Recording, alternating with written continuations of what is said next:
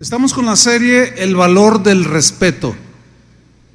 El tema 3 lo he titulado El respeto a la vida. ¿Qué tan importante es para Dios que nosotros respetemos la vida de los demás? Miren, la vida es lo más valioso que una persona puede poseer. ¿Están de acuerdo conmigo? Sin duda. La vida es el don más precioso que Dios le ha dado al ser humano. Dios es el autor y dador de la vida. Por consiguiente, Él es el dueño de nuestra vida o de nuestras vidas. Desde su inicio, de cuando fuimos concebidos hasta la terminación de nuestros días, nuestra vida debe de ser respetada. Y nosotros respetar a Dios cuando Él como dueño decida tomar la vida de cualquiera de nosotros. ¿Están de acuerdo con eso?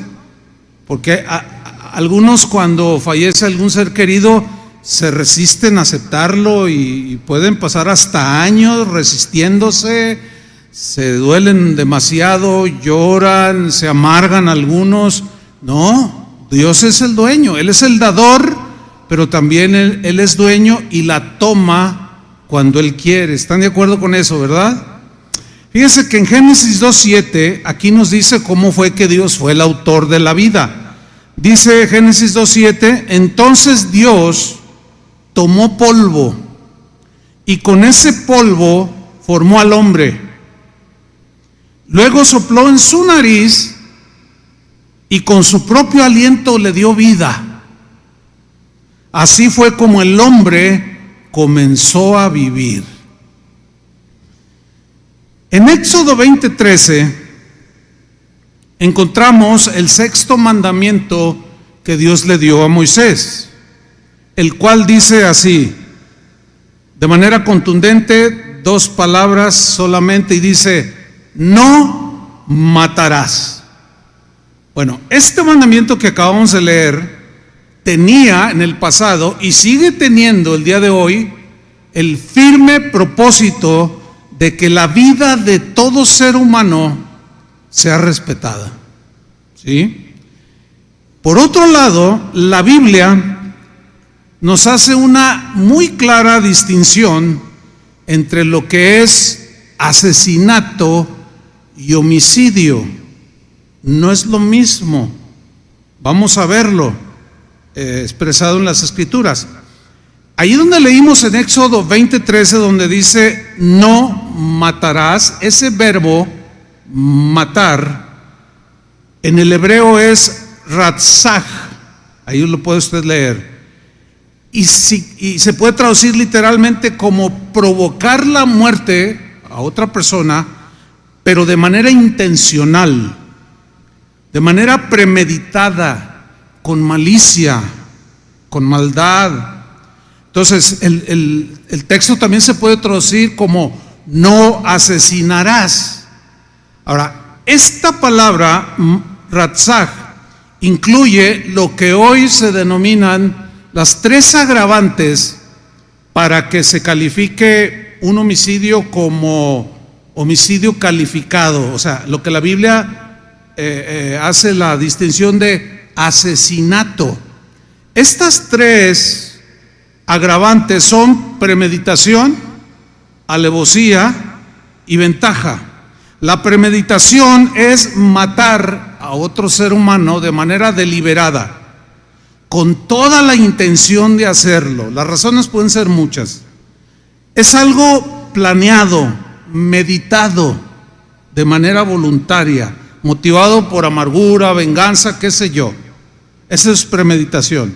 El segundo agravante es alevosía, que es matar a otra persona a traición, por la espalda, por precio o por recompensa, con ensañamiento, tenderle una emboscada.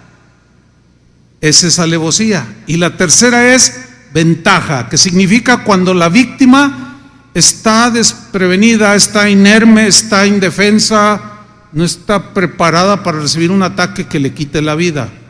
premeditación, alevosía y ventaja. Eso es lo que la Biblia se refiere, o Dios se refería cuando dijo, no matarás. Ahora, todos conocemos la historia de Caín y Abel, que Caín mató a su hermano Abel. Fue el primer asesinato en la historia de la humanidad, según la Biblia. Vamos a ver cómo el asesinato de Caín reúne estas tres agravantes. A eso es a lo que se refiere cuando dice, no matarás. Tómalo muy en cuenta. Vamos a leer Génesis 4, versículo 4. Dice, Abel también presentó al Señor lo mejor de su rebaño, o sea, ofrenda a Dios, es decir, los primogénitos con su grasa, o lo mejor del ganado que tenía. Y el Señor miró con agrado a Abel y a su ofrenda, pero no miró así a Caín, o sea, no le agradó su ofrenda, no lo vio así, ni a su ofrenda. ¿Y qué sucedió? ¿Cómo reaccionó Caín? Por eso Caín se enfureció y andaba cabizbajo, se enojó sobremanera, el enojo se le desbordó y andaba cabizbajo, dice esta traducción, es decir, pensativo. Y en el versículo 6, entonces el Señor le dijo, ¿por qué estás tan enojado? Cálmate, Caín, ¿por qué estás tan enojado? ¿Por qué andas cabizbajo? O sea, ¿por qué andas meditabundo, pensando? ¿Qué estás pensando hacer? Versículo 7, si hicieras lo bueno, podrías andar con la frente en alto, pero si haces lo malo, el pecado te acecha como una fiera lista para atraparte. No obstante, fíjate lo que Dios le dijo, tú puedes dominarlo al pecado, tú puedes controlar tu enojo. Pero ¿qué sucedió? ¿Se controló Caín? No se controló y se le desbordó, ¿verdad? Entonces aquí empieza en el versículo 8, premeditación, alevosía y ventaja. Caín habló con su hermano Abel mientras estaban en el campo, o sea, él planeó todo y se lo llevó al campo.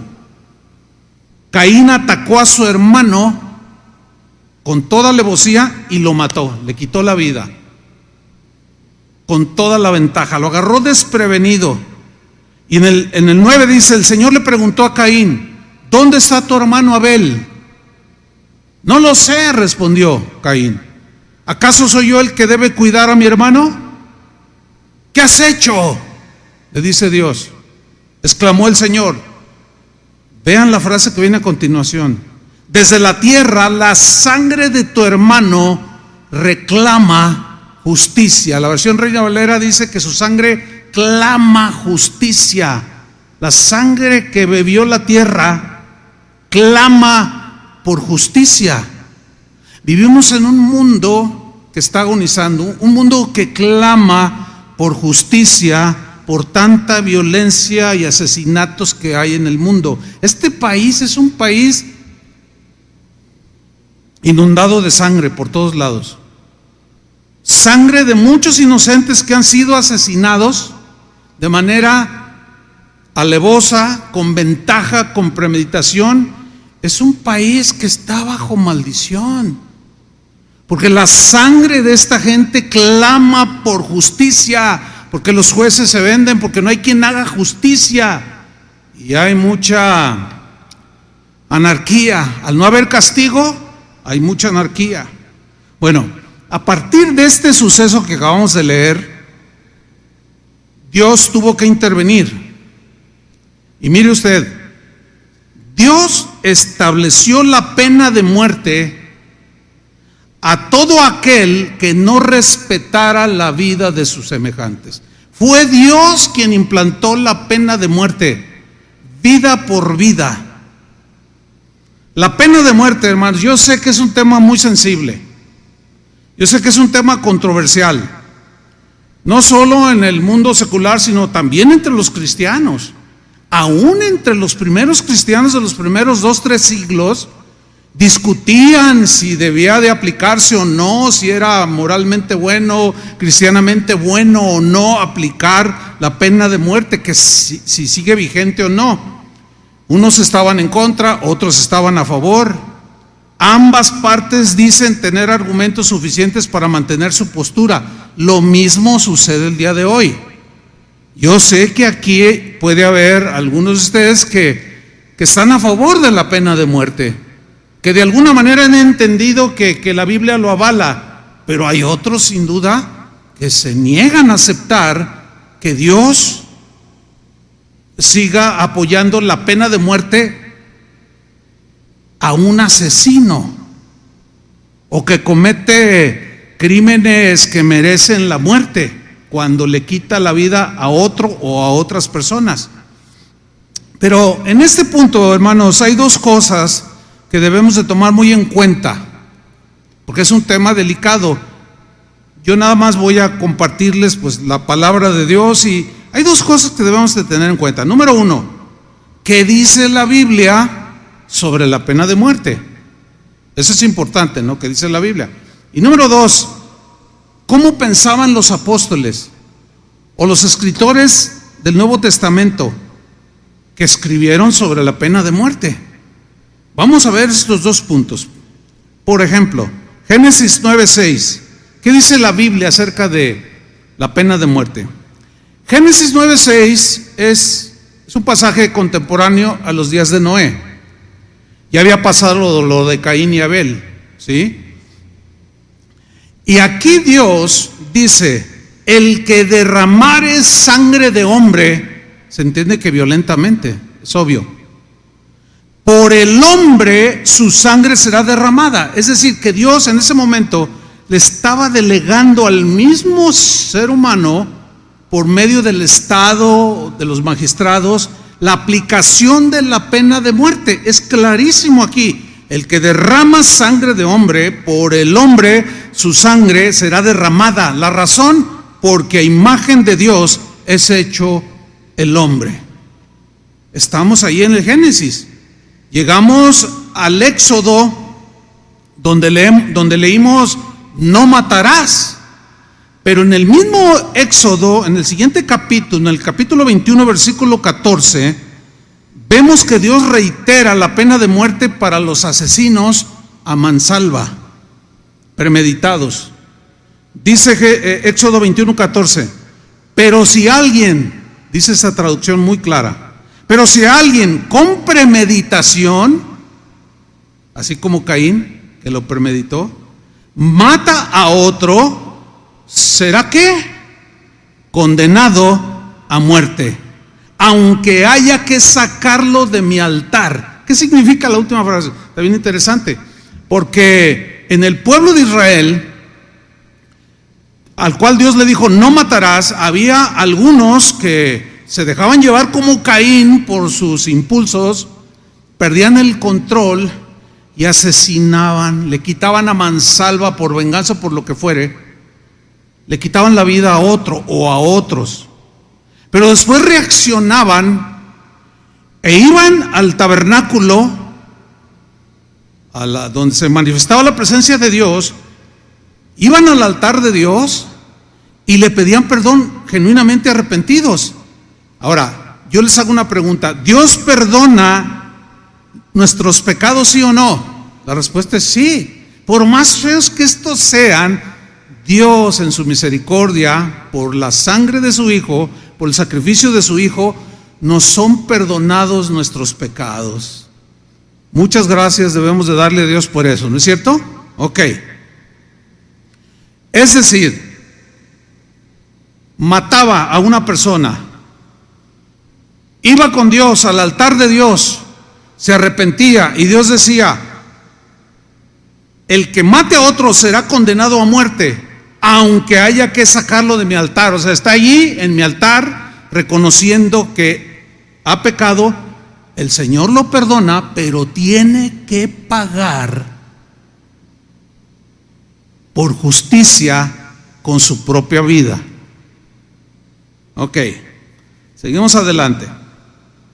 ¿Se acuerdan cuando Jesús estaba en el huerto de Getsemaní antes de ser apresado para ser llevado a la cruz? Que cuando se acercaron y lo tomaron a Jesús, Pedro sacó una espada, ¿se acuerdan? Sacó una espada. Esa espada no era para jugar espaditas, ¿eh?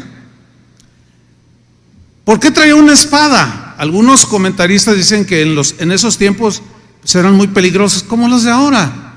Y lo traía para su defensa. Traía una espada. Entonces él saca la espada y Jesús lo reprende en Mateo 26:52. Pero Jesús le dijo: guarda tu espada. Lean con mucha atención, guarda tu espada, le dice. ¿Por qué? Porque el que mata con espada lo matarán. ¿Qué está diciendo? Si tú matas uno de estos soldados, vas a ser acusado de sedición, de rebeldía contra el Estado, aunque era injusta la detención de Jesús. ¿Me está siguiendo? Era injusta totalmente. Pero entonces el Estado, que en ese tiempo era el Imperio Romano, con sus leyes, con sus reglas, y entre ellos contemplaban la pena de muerte por espada, por decapitación. Entonces le dice: Pedro, guárdala, guarda tu espada, porque si tú matas a espada, en otras palabras, los romanos, el Estado, te van a cortar la cabeza con una espada, o sea, pena de muerte, vida por vida, porque lo estaba haciendo con enojo, ¿entiende? Bueno, seguimos adelante. ¿Cómo pensaban los apóstoles y los que escribieron el Nuevo Testamento? ¿Qué dijeron en el Nuevo Testamento sobre la pena de muerte? Pablo, por ejemplo, escribió a los cristianos en Roma y les escribió lo siguiente en Romanos capítulo 13, versículo 1, un breve contexto de aquellos tiempos. Roma, el Imperio Romano, era dueño de gran parte del mundo de aquel entonces. Israel era parte del dominio de Roma. Entonces, las leyes romanas gobernaban a Israel, las leyes civiles. Y ellos contemplaban la pena de muerte en sus leyes. Ahora, el Imperio Romano, o los césares romanos, y muchas de sus autoridades eran muy autoritarios, eran muy despiadados, y a pesar de eso, mire lo que escribió San Pablo, léalo con mucha atención. Romanos 13:1. Sométase toda persona a las autoridades superiores. Toda persona incluye cristianos y no cristianos, ¿ok? Toda persona que, dígalo, sométase, o sea, respete a las autoridades superiores, en este caso, las leyes del Estado. Ok, sigo leyendo. Porque no hay autoridad, no existe ninguna autoridad sino de parte de Dios. O sea, que Dios las permitió. ¿Por qué las permitió Dios? Para que hubiera algo de civilidad entre nosotros, los seres humanos. Porque no hay autoridad sino de parte de Dios. Y las que hay, o sea, las autoridades que hay, cualesquiera que estas sean, incluyendo una de las más despiadadas, que eran pues las leyes romanas, muchas de ellas injustas, como cuando Jesús dijo: si alguien te obliga a llevar una milla, una carga, ve con él 2. Esa era una ley injusta. Pero Pablo dice: sométanse, sométanse. Y las que hay, o sea, las autoridades que hay, junto con sus leyes, por Dios han sido establecidas. También se puede leer: por Dios han sido permitidas. Sigo leyendo, versículo 2. De modo o de manera que quien se opone a la autoridad, cristianos o no cristianos, a lo establecido por Dios, ¿qué está haciendo? Resiste, se rebela. Y los que resisten o se rebelan contra las leyes del Estado, cualquiera que éste sea, acarrean condenación para sí mismos, o consecuencias de su rebeldía o de violentar las leyes que los rigen en el estado en el que vivan o en el país en el que vivan. Versículo 3. Porque los magistrados, sean cristianos o no, en este caso no eran cristianos, Y Pablo dice, porque los magistrados, los encargados de impartir justicia, no están para infundir temor al que hace el bien. Por supuesto que no, sino ¿a quién? Al malo, al irrespetuoso, al asesino, al ladrón, al corrupto. Sigo leyendo. ¿Quieres pues no temer la autoridad? Haz lo bueno y tendrás alabanza de ella. Van a decir de ti, este es un buen ciudadano, que respetan las cocheras. Sigo leyendo, versículo 4. Sigue hablando a los magistrados. Dice, porque es servidor de Dios para tu bien, para nuestro bien. Eso es lo que la Biblia dice. Se supone que los magistrados, todos los encargados de guardar el orden, de impartir la justicia, Dios permitió que así se formaran las sociedades en el mundo para nuestro bien, para que no hubiera anarquía. Tenemos que tener algo de orden. Y cada país, cada cultura legisló para vivir en orden. Todos, en toda la historia han legislado para vivir en orden. No hay cultura que no castigue el asesinato. Sigo leyendo. Porque es servidor de Dios para tu bien. Pero si haces lo malo, o sea, si eres irrespetuoso, si violentas la ley, si robas, si matas, lo que tenga que ver con faltarle, violentar las leyes del Estado, las leyes civiles o de todo tipo que nos rigen, dice, pero si haces lo malo, teme. O sea, el temor que te venga es fundado. Está hablando Pablo a los cristianos en Roma. Y vean la frase que sigue a continuación. Porque no en vano lleva el cinturón. Así dice, la espada,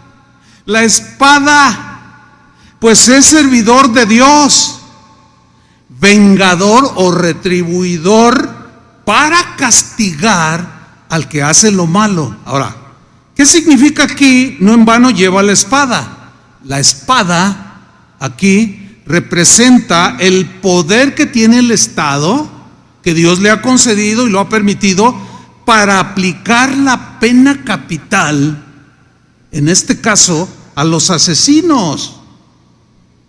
Ya lo leímos. Desde el Antiguo Testamento Dios dijo, el que le quita la vida a otro debe morir, pena de muerte. Entonces los romanos usaban la espada para ejecutar a los criminales. Les cortaban la cabeza, los decapitaban. ¿Sí? Entonces Pablo está reconociendo que el Estado está autorizado por Dios para aplicar la pena de muerte. Eso lo escribió el apóstol Pablo, inspirado por el Espíritu Santo. Ahora, ¿qué escribió Pedro? Vamos a otro ejemplo. Primera de Pedro 4:15. Dice así: pero si alguno de ustedes sufre, está hablando de las aflicciones de los cristianos por Cristo, pero luego da un giro y en el versículo 15 dice: pero si alguno de ustedes sufre, que no sea por ser asesino. En otras palabras, pero si alguno de ustedes, así como Caín, se le desbordan las emociones, se les va la onda, pierden la postura, o se llenan de amargura, las emociones, la envidia, los celos, la venganza, se les desborda, ustedes están en riesgo de quitarle la vida de manera violenta a otra persona. Y ese sufrimiento, ese padecimiento es justo, que puede implicar la pena de muerte. Vuelvo a leer: si alguno de ustedes sufre, que no sea por ser asesino, o ladrón, o bandido, ni por meterse en asuntos ajenos. Apocalipsis 21:8 Voy a leerlo en la versión traducción viviente. Ahí nos da una lista de personas a quienes se les debe de aplicar la justicia, porque han violentado de muchas maneras no solo los principios de Dios, sino las mismas leyes que los rigen. En este caso, los que estaban bajo el Imperio Romano. Bajo ese contexto ellos escribieron. Ahora, vamos a leer Apocalipsis 21:8. Dice así: pero los cobardes, bueno, el día de hoy a nadie lo meten a la cárcel por cobarde, ¿verdad? Es que hay cosas que nos rigen, como aquí en México hay leyes que nos rigen, pero nadie meten a la cárcel por sacatón, ¿verdad que no? Por cobarde o miedoso, ¿no? O por no creer en Dios. Para que vean lo limitado que están las leyes de los hombres. Porque hay una ley a la cual nadie, o hay leyes a las cuales nadie va a poder esquivar, nunca. Por eso dice aquí, pero los cobardes, o sea, los que se echaron para atrás, no quisieron enfrentar el padecimiento por causa de Cristo, los incrédulos, los que rechazaron deliberadamente la justicia de Dios en Cristo, los corruptos, a ver si alguien va con algún político y le dice, porque se caracterizan por esto y otras cosas, y no solo ellos, de cualquier estrato de la vida cotidiana, los cobardes, los incrédulos, los corruptos, y luego dice, los asesinos. Y aquí yo quiero hacer una mención especial, porque la palabra griega que se traduce por asesinos es la palabra griega phoneus, que significa literalmente homicida intencional. Fíjese qué interesante. Homicida, pero con premeditación, alevosía y ventaja. De estos hay muchos que le han quitado la vida a la gente por precio.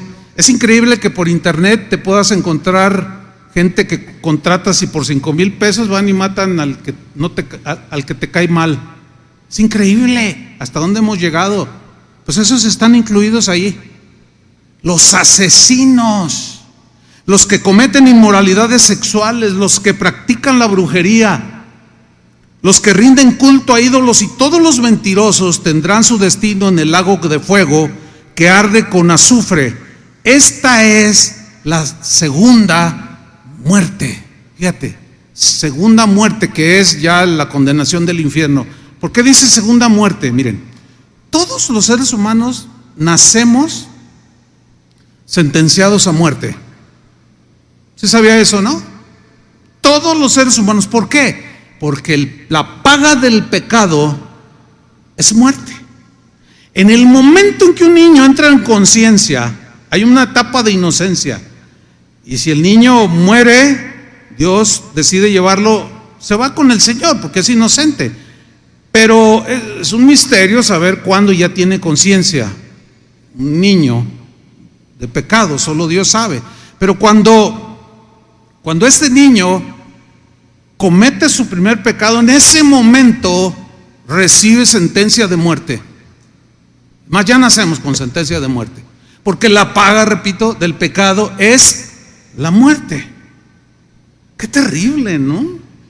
Sentenciados a muerte.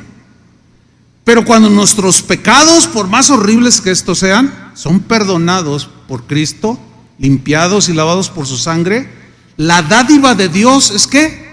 Vida eterna en Cristo Jesús. ¿Cuántos de aquí ya libraron la muerte eterna alejados de Dios? Los que hemos sido lavados con la sangre de Cristo. Dele un aplauso al Señor, lo merece. Gracias, Señor. Ahora, esta es la distinción, estoy haciendo la distinción entre asesinato y homicidio. Ahora voy a hacer la distinción de matar, lo que la Biblia misma habla como homicidio. Mire, Dios le dijo a Moisés que, bueno, a él le estableció la pena de muerte y dijo, no, los jueces van a tener que hacerlo así, como él dijo, porque eso es lo justo, ¿sí? Pero también le dijo al Señor algo bien, el Señor a Moisés le dijo algo muy interesante.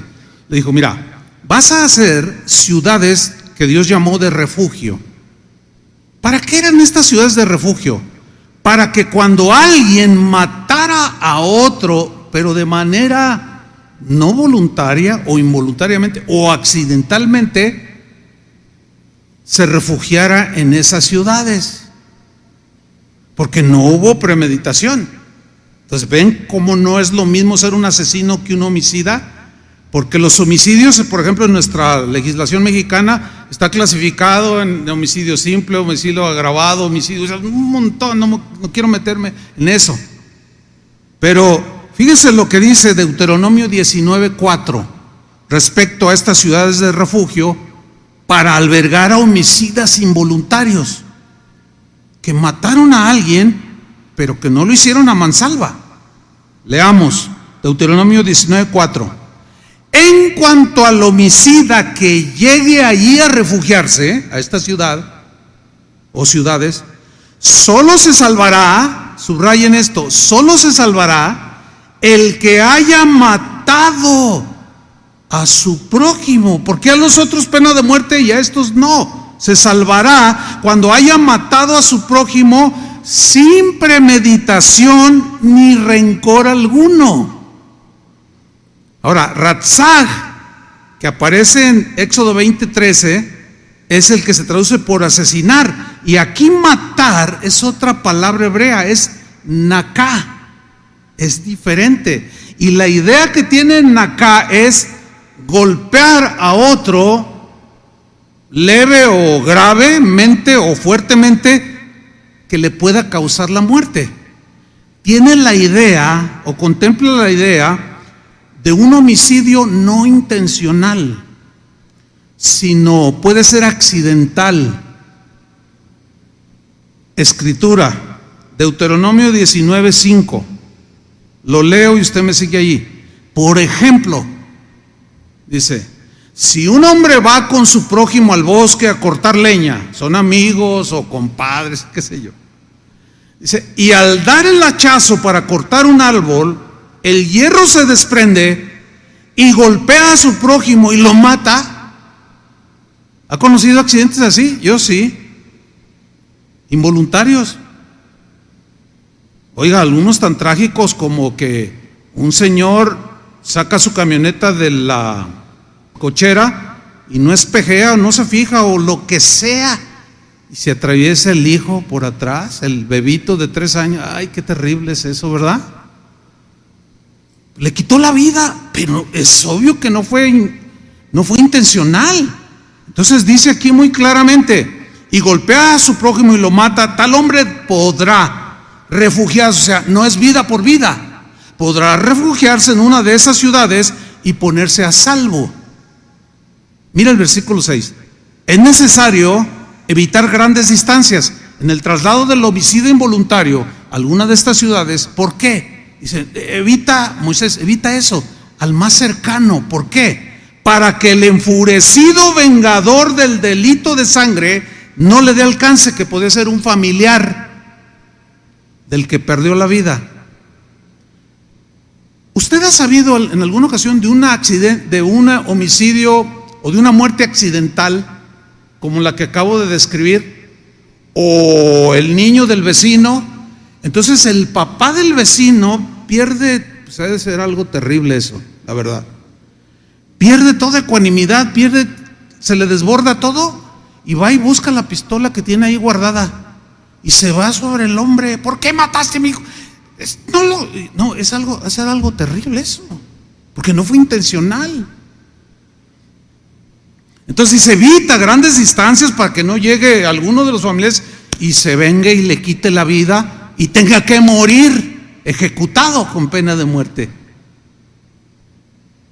Dice, aquel hombre, o sea, el homicidio involuntario, no merece la muerte, puesto que mató a su prójimo sin premeditación. Alcanza a ver la diferencia de un asesinato a un homicidio en distintos grados. ¿Sí lo alcanza a ver o no? Bueno, entonces lo estamos entendiendo. Ahora, ¿y qué de matar, de quitarle la vida a alguien en defensa propia? Yo sé que este tema no es fácil de tratar por las opiniones diversas que hay, las convicciones que cada uno puede tener. Entonces, pero matar en defensa propia en la Biblia no se consideraba ni se considera asesinato. No. Vamos a leer Éxodo 22:2 en la versión Dios habla hoy. Dice así: si un ladrón es sorprendido en el momento del robo y se le hiere por una situación fortuita, se lo encuentra de frente y el otro saca un cuchillo, qué sé yo, o trae una pistola. Bueno, en aquel tiempo no había pistolas, pero vamos a contextualizarlo ahora, ¿no? Trae una pistola y algo fortuito se encuentran, uno va entrando, el otro va saliendo, y entonces el otro le quiere tirar y el otro detiene la mano y empiezan a forcejear por la pistola y de pronto se dispara, ¡pah!, y mata al ladrón. Mira lo que dice: si un ladrón es sorprendido en el momento del robo y se le hiere y muere, su muerte no se considerará un asesinato. ¿Ven? Cuando estudiábamos mi esposa y yo el seminario bíblico hace muchísimos años, más de 43 años, teníamos en la escuela bíblica un maestro que nos daba unas clases tremendas, y recuerdo, tengo muy presente que en una de esas clases llegó y dijo: a ver, saquen su cuaderno. En aquel tiempo pues eran cuadernitos, ¿verdad? Y ahora pues es la compu. Saquen su cuaderno, su Biblia. Voy a empezar con una pregunta.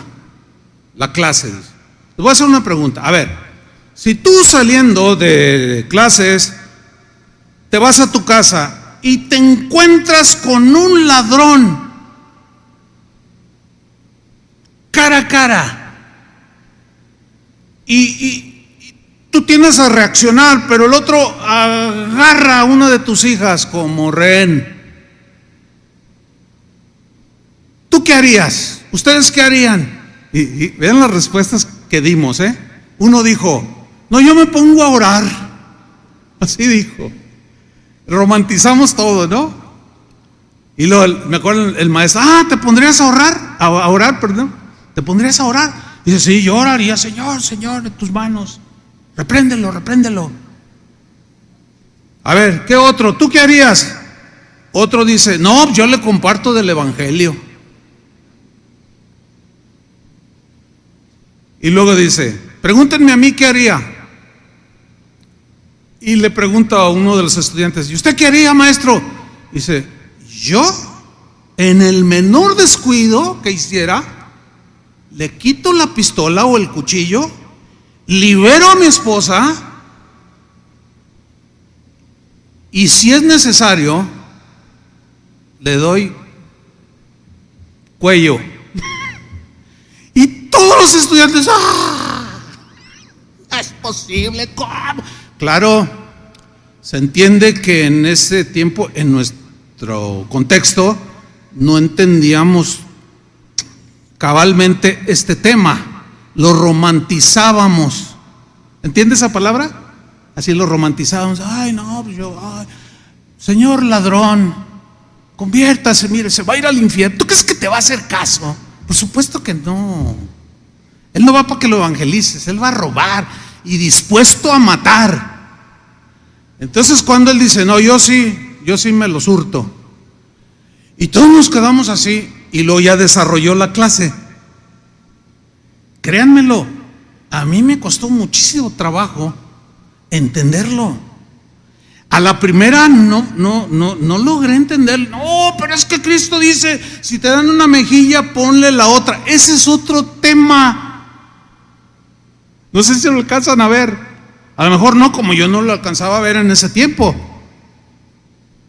Aquí es otro tema. Eso está hablando de los malos, de los que están dispuestos a quitar la vida, y si por defender la tuya o la de los tuyos, tú le quitas la vida, dice, no se considerará un asesinato. Es más, en las leyes mexicanas está contemplado pues matar en defensa propia. Y aquí en Guadalajara ha habido casos últimamente de gente que le quitó la vida al agresor o al asesino, al ladrón, qué sé yo, y en un día lo soltaron porque se comprobó legítima defensa. Fíjense, todo eso viene del cielo. ¿Por qué? Porque a Dios le interesa que respetemos la vida del ser humano. Por eso la ley de Dios es rígida, es fuerte y contundente. Ahora, aquí entro en otro punto. ¿Qué con un soldado que mata en la guerra? ¿O qué con un policía que mata a un delincuente? ¿Alguna vez se han hecho esta pregunta o han escuchado alguna plática? Pero déjeme decirle esto, mire. Ahora, yo déjeme decirle algo. Yo estoy en la posición de comprender si algunos dicen, no, yo no estoy de acuerdo con eso que está diciendo. Está bien, no hay problema. Mientras no mates a nadie, no hay ningún problema. ¿Sí? Ojalá y nunca te veas en una necesidad allí en la cual no te quedaba otra. Sí, quizás no matarlo, pero sí darle una pedrada en la frente. Espero nunca te pase. Yo le pido al Señor que nunca me pase una cosa así.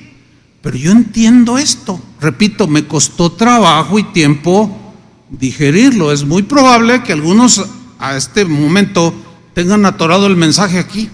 No, pero ¿cómo? Si ya nos enseñaron que Jesús era pacífico. Sí, pero es otro tema. Porque el mismo Jesús le dijo a Pedro, ¿qué le dijo? Guarda la espada, porque si tú matas espada, te van a quitar la vida por la espada. ¿Sí o no lo dijo él? ¿Qué está diciendo? Es otro tema de pon la mejilla en el otro, en el abusivo. ¿Me estoy explicando? Si no, bueno, pues ya lo entenderán algún día. A lo mejor van a tener que escuchar este mensaje 2 o 3 veces con su Biblia en la mano, su concordancia y seguir buscando. Pero vámonos para continuar. ¿Qué con un soldado que mata en la guerra? ¿Sabía usted que hay muchos soldados cristianos? ¿Qué con un policía que mata a un delincuente? ¿Conoce cristianos policías? Es más, un pastor de una casa de oración es policía. Raimundo, que toca el saxofón, le decimos el polipastor. Él es policía, es diestro para manejar los AR-15, es un policía. Bueno, ¿qué con ellos? Pongan mucha atención. Mire, muchos cristianos, y aquí es donde radica el problema, según lo que yo alcanzo a percibir, muchos cristianos, de manera descontextualizada o equivocada, aplican el 6º mandamiento de no matarás, que es alevosamente con ventaja y premeditación, lo aplican para oponerse a que un cristiano sea un soldado, que vaya a la guerra en representación de su país y en esa conflagración bélica mate a otro o a otros. Y lo aplican ahí, pero no aplica ahí. ¿Sí? Entonces lo confunden. Igual sucede con el policía. Ahora bien, un soldado, escuchen bien, o un policía que mata en condiciones de guerra o de defensa de la ley, no es considerado un asesino. ¿Verdad que no? Mire, déjeme contarle una historia verídica y bien cercana a nosotros. Porque en una ocasión, hace algunos años, como unos 6 años de estos, 7 años quizás, se me acercó un hermano, me dijo: pastor, quiero preguntarle algo. Fíjese que yo soy soldado. Ah, sí, ¿cuál es tu pregunta? Me dice, es que, mire, dice, yo soy piloto. Yo sé pilotear un avión de guerra, sé pilotear un helicóptero, y pues yo estoy adiestrado, y soy un experto. Y fui asignado al combate al narcotráfico por el entonces presidente Calderón, porque él es el presidente de México, es el comandante en jefe del ejército. Ustedes saben eso, ¿no? Es el jefe. Entonces él da órdenes directas. Dice, y bueno, él dio órdenes y a mí me asignaron al combate al narco. Dice, entonces yo tengo a mi cargo un helicóptero. En mis mandos tengo 2 metralletas calibre 50, que es una bala impresionantemente destructiva. Es una bala de esta tamaño que traspasa un auto, paredes, que están al frente. El helicóptero tiene 2 puertas o 2 entradas abiertas, y en cada entrada tiene una metralleta calibre 50, o sea, lado derecho, lado izquierdo. Dice, y es que el otro día, dice, en una misión que nos dieron, pues íbamos sobrevolando cierto lugar y empezamos a escuchar ráfagas de alto calibre y empezaron a golpear el helicóptero para derribarlo, para matarlos a los soldados. Dice, entonces yo empecé a hacer maniobras para esquivar el ataque, pero a la vez contraatacar. Pero en ese esquivar, por alguna razón yo los tenía de frente. Los estaba viendo cómo el fuego se ve cuando salen las balas. Y las que lograban impactar no dieron en ninguno de nosotros, pero impactaban el helicóptero, no lo derribaron, pero silban.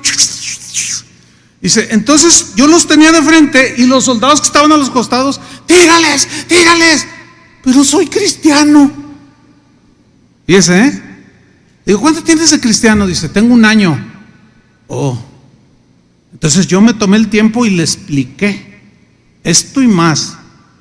Le dije, no, mira, tú representas al Estado, a ti se te ha delegado, estás combatiendo a los malos. Y le expliqué lo que hasta ahorita le he explicado a usted, y más que voy a tocar.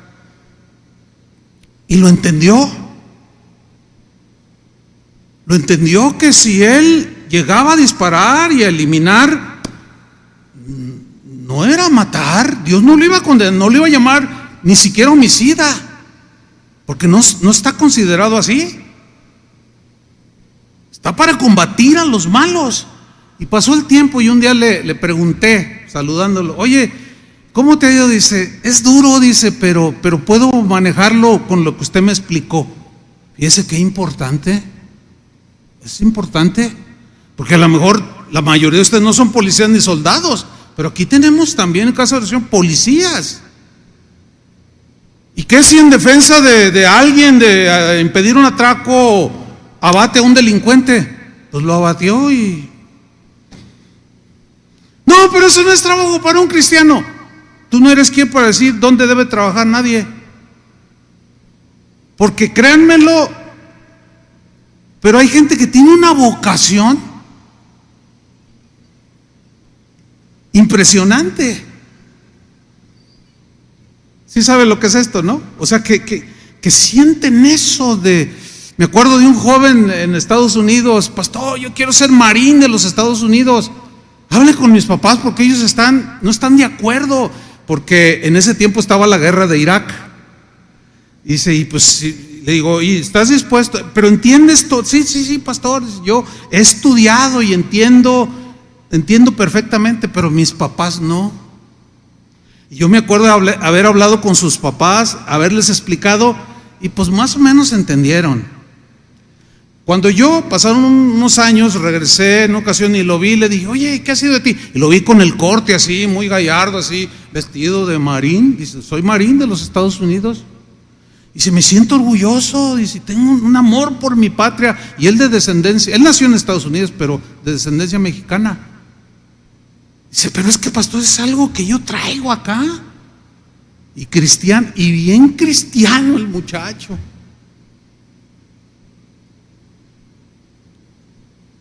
Entonces entiendo que hasta este momento algunos de ustedes todavía no se les hace nudos el engrudo, ¿verdad? Están acá todos acá. Ay, ay. Tranquilo, no va a pasar nada. Entonces yo estaba en que un policía o un soldado que mata en condiciones de guerra o en defensa de la ley no es considerado un asesino. Sin embargo, si un policía abusa de su autoridad, pues tenemos un chorro de ejemplos aquí en México, ¿no? Aquí en Guadalajara.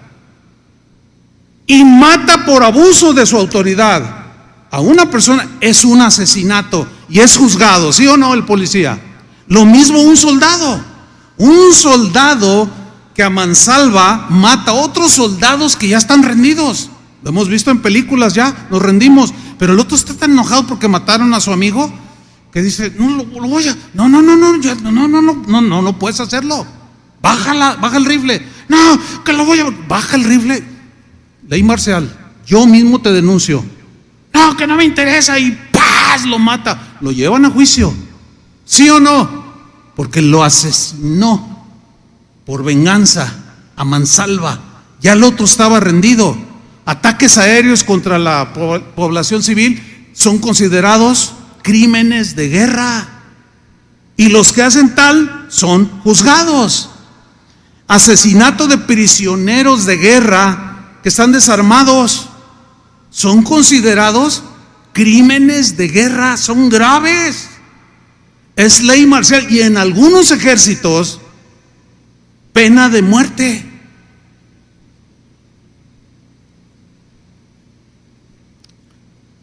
La guerra, hermanos, sin duda que no es algo bueno. Por supuesto que no. Pues simplemente porque muere mucha gente que no debería de morir. Pero la reflexión es esta, que Dios les dé sabiduría, nos dé entendimiento. La reflexión es esta. Mire, en un mundo lleno, vivimos en un mundo lleno de todo. Hay gente buena y hay gente mala, ¿sí o no? Usted es de los buenos, ¿no? No me contestaron, no vaya a ser que me saque la pistola luego al salir. Estamos llenos de gente buena y gente mala. Esa es la verdad. Quien lo quiera negar, ¿en qué mundo vive Disneylandia? O en quién sabe dónde vivirá. Pues estamos rodeados, los buenos, estamos rodeados de gente mala.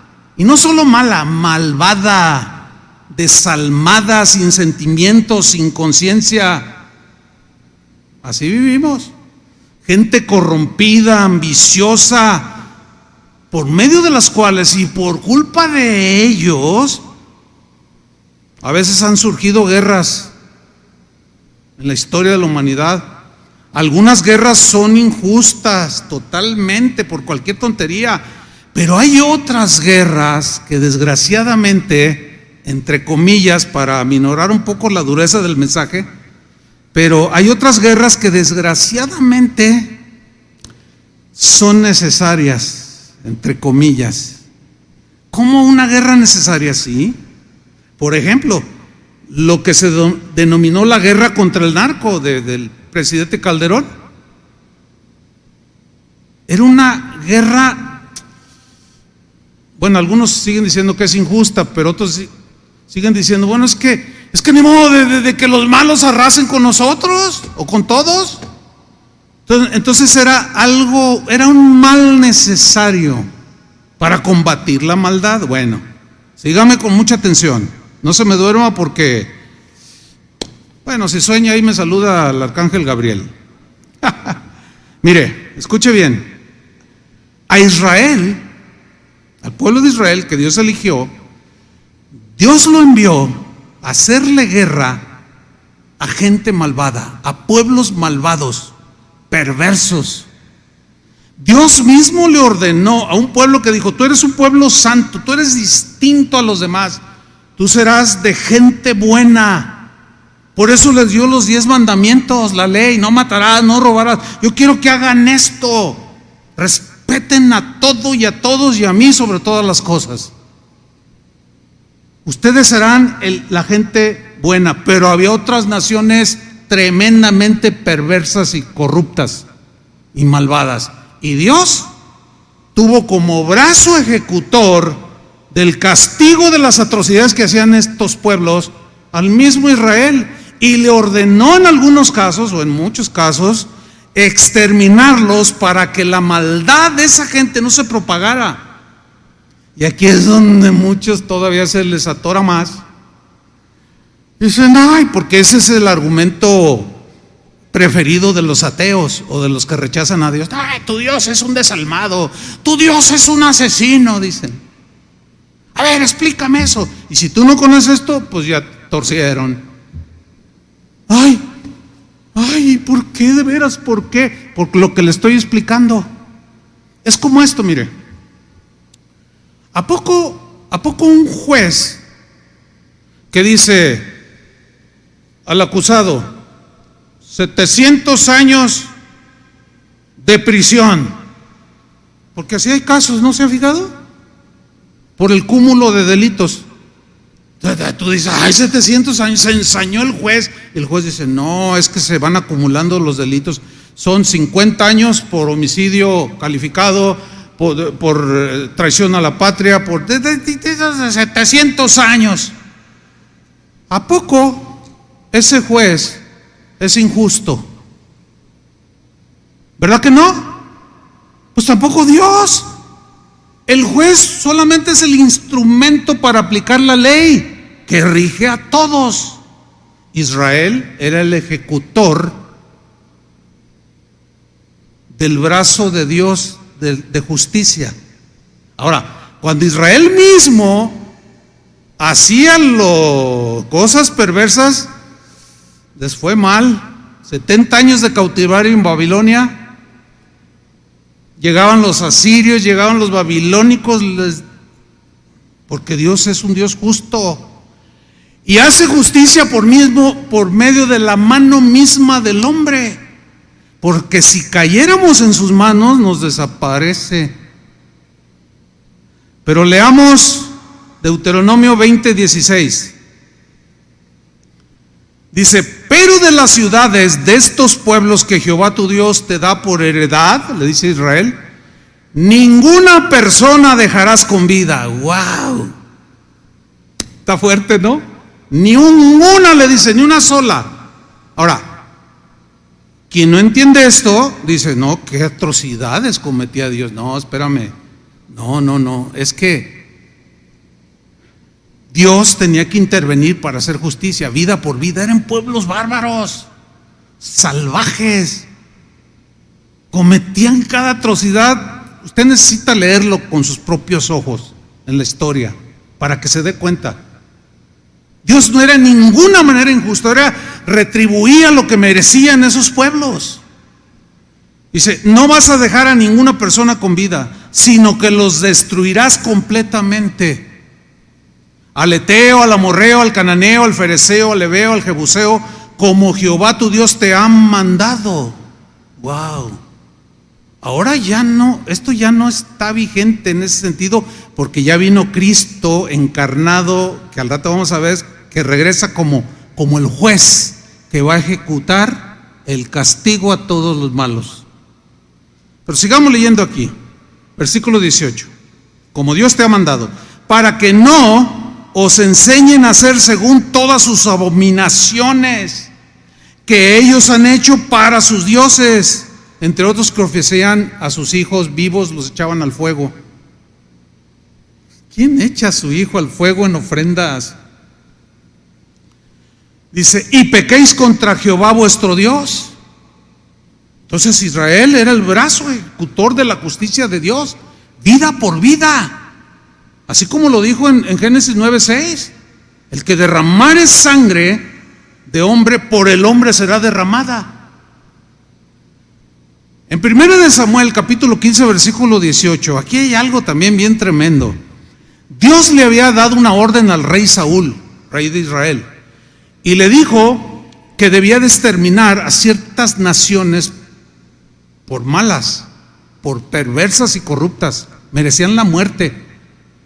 Y le dijo: tú ahora eres el rey y te ordeno lo siguiente, que los extermines.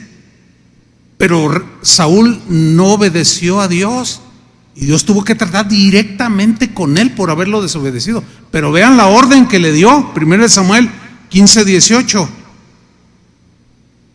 Samuel está diciendo a Saúl y le dice: Jehová te envió en misión, te envió en una misión, te dio una encomienda y dijo: ve, destruye a los pecadores. Ahí está.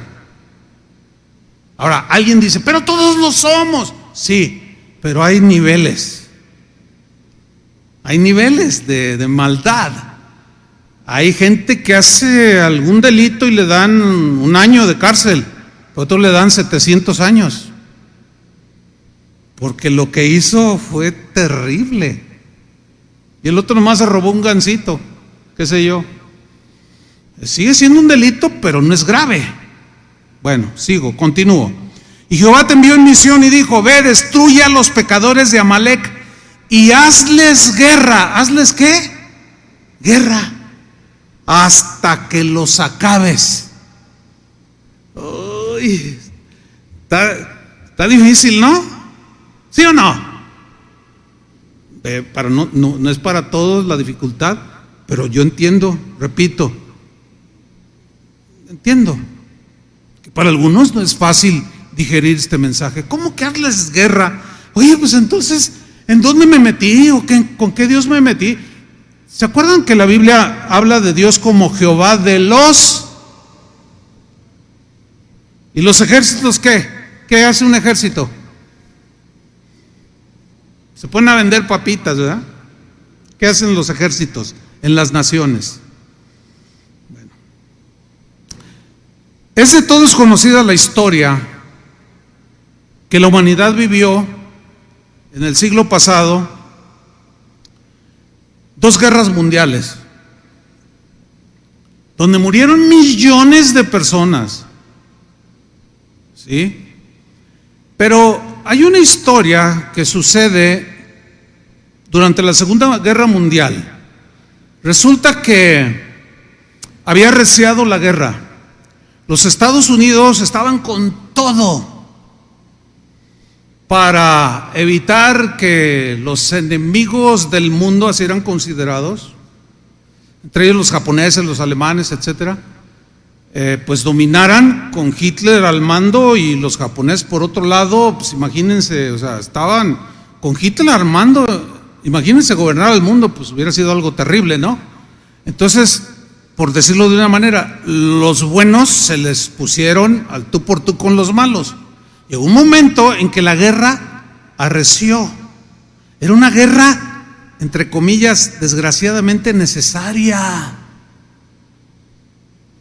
Ya no puedo explicar más allá. Si lo entiende está bien, y si no, llévesela con calma. Fue una guerra que necesitaba hacerse. Porque si no, imagínense, ¿cómo estaría el mundo si de por sí, como está? Bueno, hubo un momento en que Alemania se rindió, pero Japón se resistía a rendirse.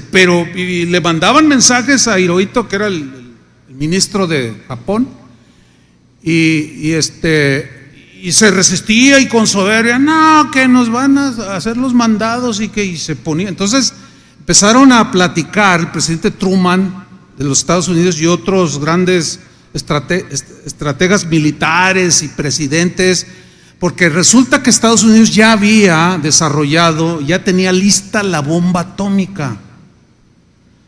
De hecho, en esas pláticas Albert Einstein participó, porque él tenía mucho que hablar, era el científico. Bueno, dice la historia que estuvieron deliberando si lanzaban la bomba atómica o no. Bueno, llegaron a una conclusión que hasta la fecha sigue siendo debatida en los distintos foros, hasta el día de hoy, de que no era necesario haber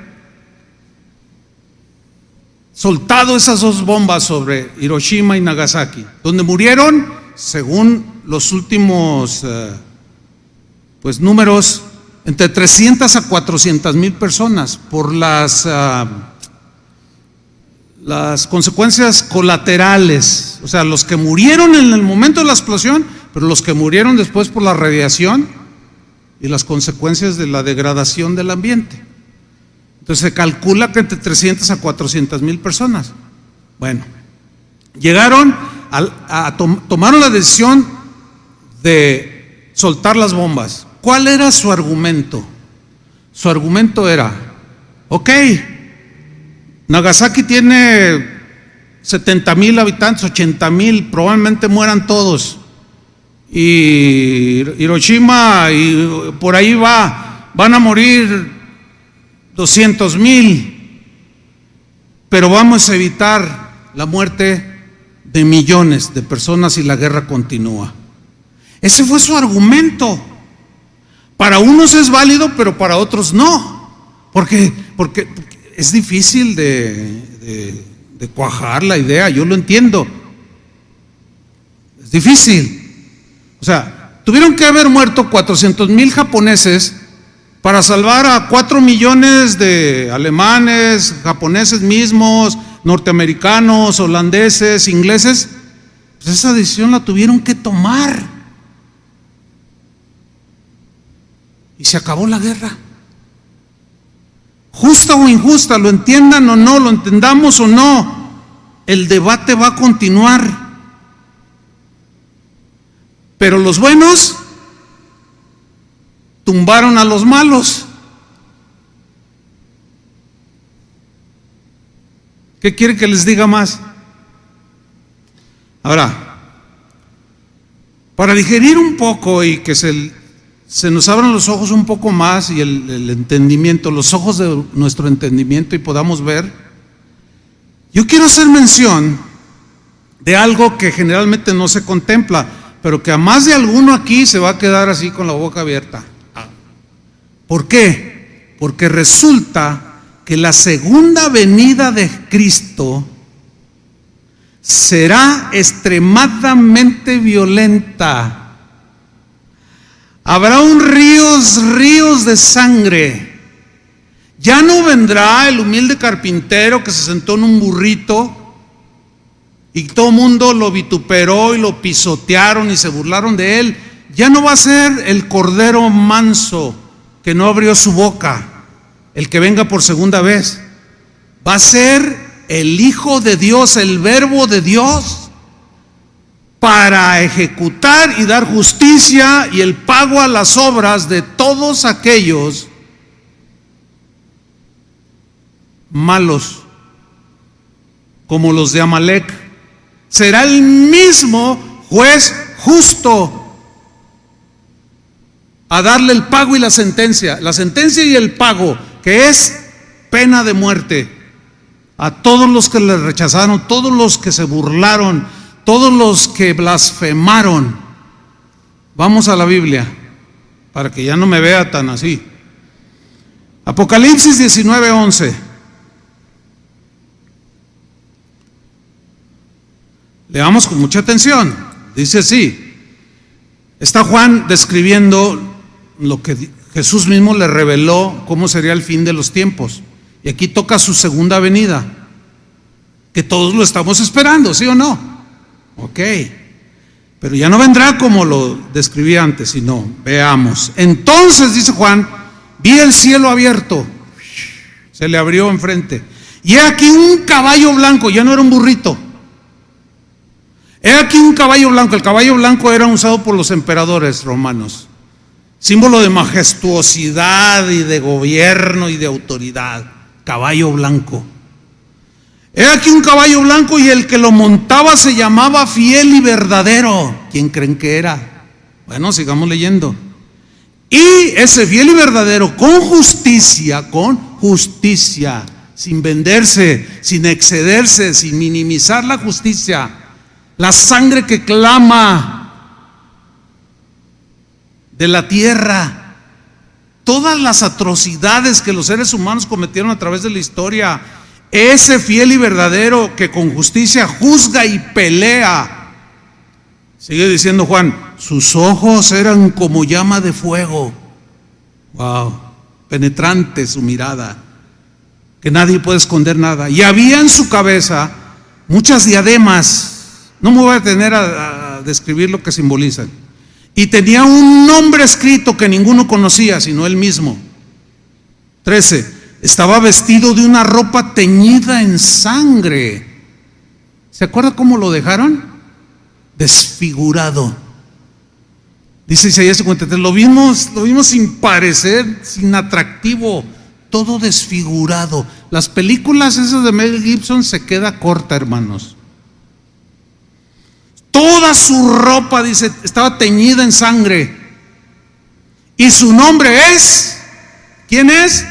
El Verbo de Dios, el eterno Verbo de Dios que se encarnó, tomó forma humana y habitó entre nosotros, dice Juan también en su evangelio, y vimos su gloria como la gloria del unigénito, del único Hijo de Dios. Aquí está describiendo a Jesús claramente. Era el Verbo de Dios que venía montado en un caballo y sus ojos así, miran, de fuego, a traer juicio, segunda venida. Nada romántica, nada pacífica. Versículo 19. Y los ejércitos, subrayo, y los ejércitos celestiales, o sea, los ángeles, vestidos de lino finísimo, blanco y limpio, le seguían en caballos blancos. Era un ejército imponente. De su boca sale, ¿qué sale? Una espada aguda. ¿Qué simbolizaba la espada que dijo Pablo en el capítulo 13 de Romanos?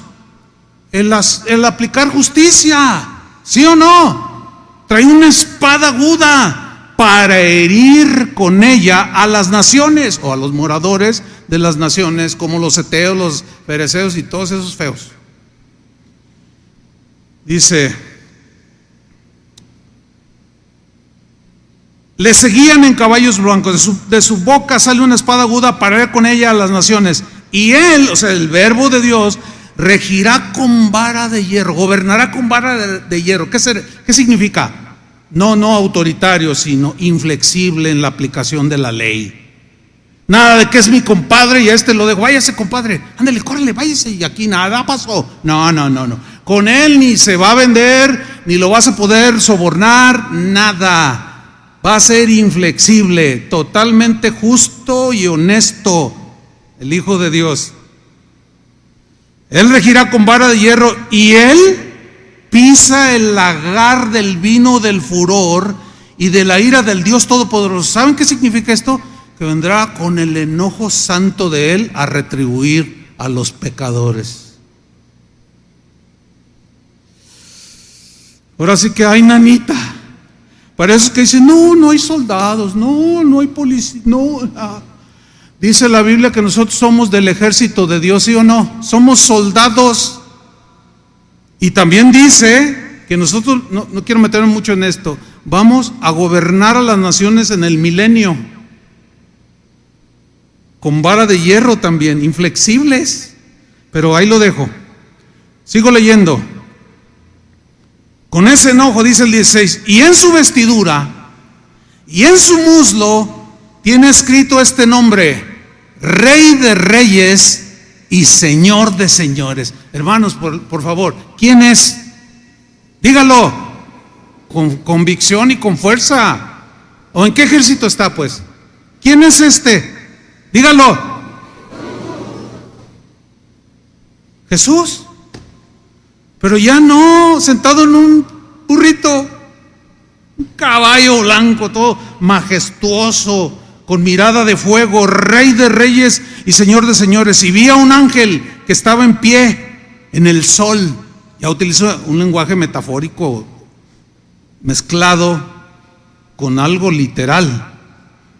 La segunda venida de Jesús era literal. Y clamó este ángel a gran voz diciendo: a todas las aves que vuelan en medio del cielo, venid y congregaos a la gran cena de Dios, para que comáis carne de reyes y de capitanes, y carnes de fuertes, carnes de caballos y de sus jinetes, carnes de todos, libres, esclavos, pequeños y grandes. Y vi a la bestia, a los reyes de la tierra y a sus ejércitos reunidos. ¿Para qué? Guerra. Guerra. Para guerrear contra el que montaba el caballo, contra Jesús y contra su ejército. No va a ser una guerra delicada o nada más así de, no, va a ser una guerra mundial, hermanos.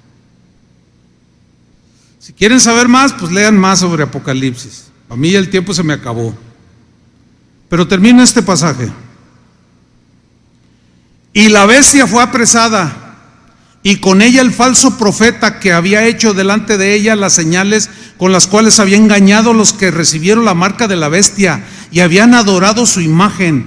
Estos dos fueron lanzados vivos dentro de un lago de fuego que arde con azufre, y los demás fueron muertos con la espada que salía de la boca del que montaba el caballo, y todas las aves se saciaron de la carne de ellos. Guerra. ¿Y sabes algo? Lo más impactante de todo esto es que cuando Jesús venga en este episodio, previamente nosotros ya fuimos arrebatados y vendremos con Él a hacer guerra a todos los malandrines que quedaron aquí en la tierra.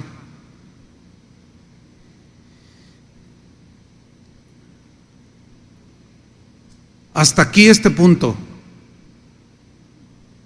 Termino con lo siguiente. Miren, esto del respeto a la vida, hermanos, es muy serio. Para Dios es muy serio. Por eso esos juicios tan severos, pena de muerte. Entre algunos aristas más que tienen que ver con el respeto a la vida, pues está el aborto. Yo nada más quiero mencionar brevemente el aborto. Miren, el cristianismo es un defensor inflexible del respeto a la vida de un ser vivo desde el momento de su concepción. Es un ser totalmente inofensivo y es un asesinato matar a un bebé inofensivo. Es increíble.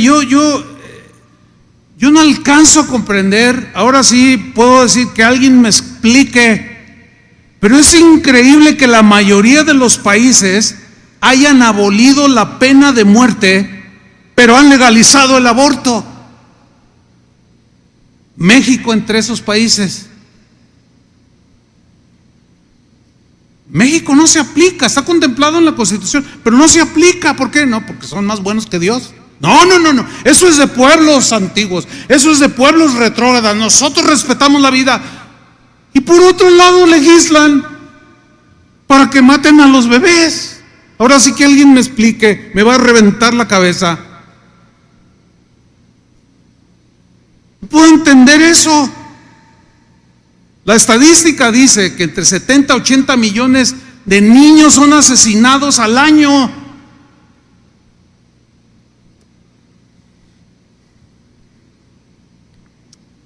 Pero en la Biblia, hermanos, la Biblia tiene enseñanza sólida sobre el respeto a un ser en gestación.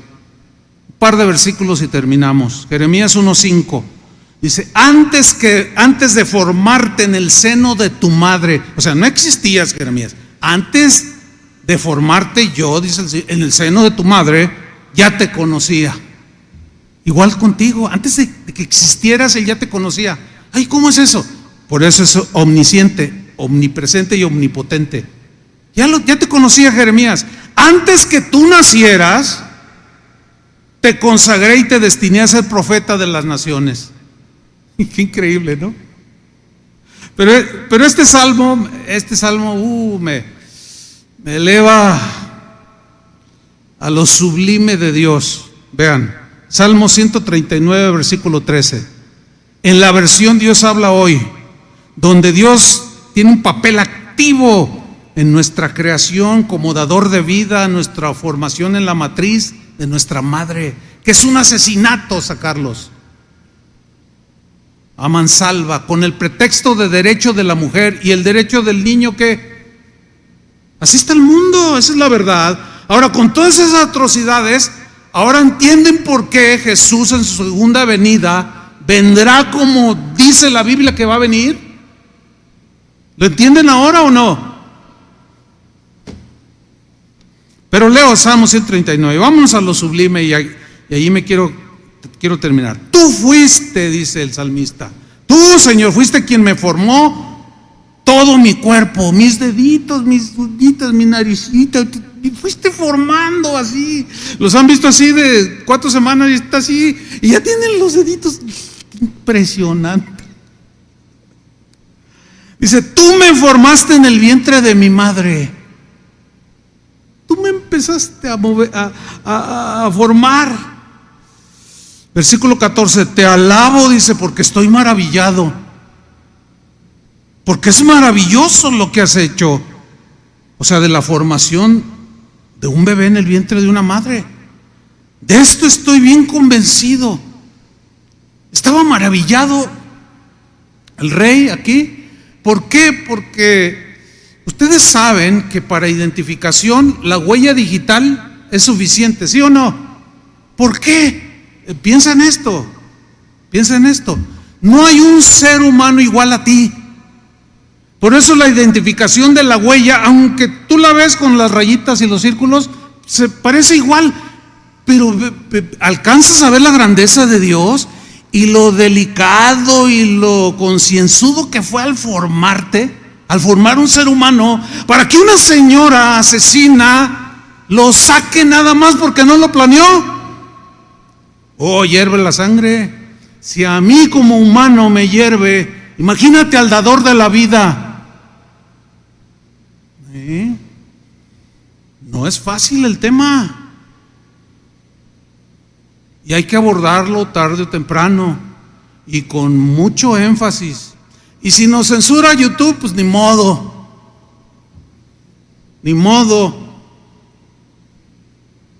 No me importa, porque suelen hacerlo. Por menos han bajado videos y hasta cierran cuentas de lo que yo estoy diciendo. Por menos. Así es que a ver si así vienen los que se quedan en la casa viendo. Fíjate el versículo 15. No te fue oculto el desarrollo de mi cuerpo. Claro que no, estaba Dios viendo el fetito. O la célula, como dicen algunos. Era una célula.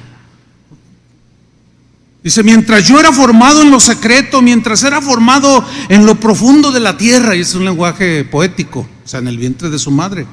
Y luego mira lo que dice el 16. Tus ojos vieron mi cuerpo en formación. En la Reina Valera dice, mi embrión vieron tus ojos. Todo eso estaba escrito en tu libro. Había señalado los días de mi vida cuando aún no existía ninguno de ellos. Qué manera de describir. ¿Qué vemos aquí? Que claramente Dios considera a un bebé en la matriz, en el vientre de una madre, de tal modo como ve a un ser humano plenamente desarrollado como un adulto. Por consiguiente, dígase lo que se diga, si hay alguna aquí feminista, lo siento mucho. Porque ¿qué cosas las feministas? Pegan el grito en el cielo porque mataron una ballena. Y las pancartas y los ambientalistas de ahí, que no, que ya alto ya no maten vacas para comer, coman hierbas y todos sus rollos. Ve y pregúntales, yo lo he hecho. Oiga, ¿usted está a favor del aborto o en contra? Y se quedan así. Porque ya saben lo que les vas a decir. Ay, si defiendes una ballena y matas a un niño. ¡Ah! ¡Qué locura!